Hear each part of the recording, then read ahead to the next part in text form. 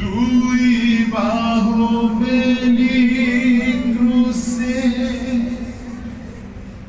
প্রেমী ধরে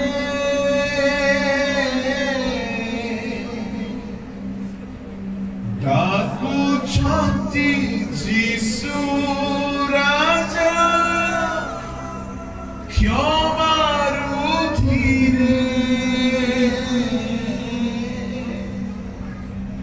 ধୋଇ দেব পাপ যেতে।